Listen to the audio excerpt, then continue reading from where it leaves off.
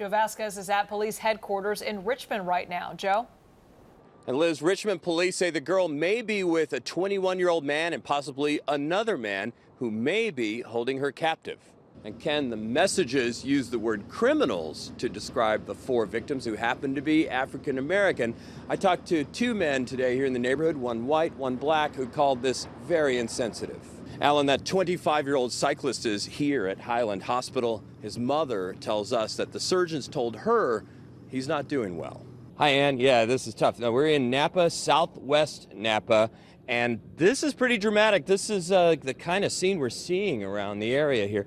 This is Len Hubbard's driveway. You can see it is raised, almost a foot up off of where it should be. And then if you follow it right down here, there are substantial cracks in his driveway.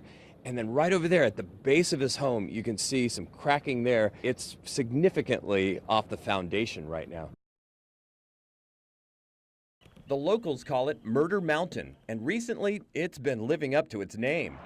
Miles off the main highway in southern Humboldt's marijuana country, the area is nicknamed after a serial killing long ago. People are still dying here and disappearing without a trace. Take the case of Garrett Rodriguez, a young surfer from San Diego. He was just the best. Funny, smart, loving, kind. His aunt, Bonnie Taylor, says even though his family begged him not to, Garrett took off 2 years ago to work on a marijuana farm here. He was told he could make a lot of money. At first, he checked in regularly with the family. Then, suddenly, last spring, silence. So I was worried what was going on up there. I'm trying to call him in the meantime as well, and I couldn't get a hold of him. These cases are becoming more and more frequent up in our area. Chris Cook is a private eye hired by the family. She quickly learned neighbors suspected he was dead, and they told her they thought they knew who did it. She reported her findings to the local sheriff. They did not appear to be interested. Frustrating not just Garrett's family, but the community who knew they had a killer in their midst.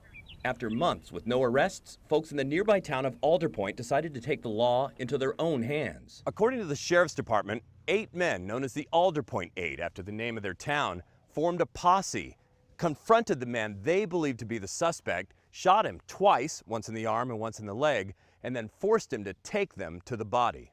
An anonymous call alerted the sheriff, who confirmed it was Garrett, buried in a shallow grave. He'd been shot to death. For local residents, the Alder Point 8 have become heroes. We know all of them, and they're all really good people. They just took it into their own hands to get the confession and to get her son's body back. Someone had to go and get him. But almost a year later, still no arrest in the case. Lieutenant Steve Knight with the Humboldt County Sheriff's Department says it's not that simple. The local growers do not want law enforcement coming in to areas where the marijuana is at.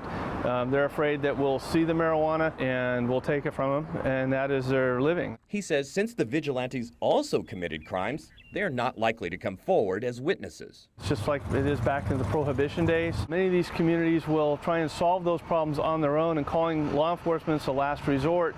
And by the time that happens, unfortunately, the problem has magnified and we may have a homicide.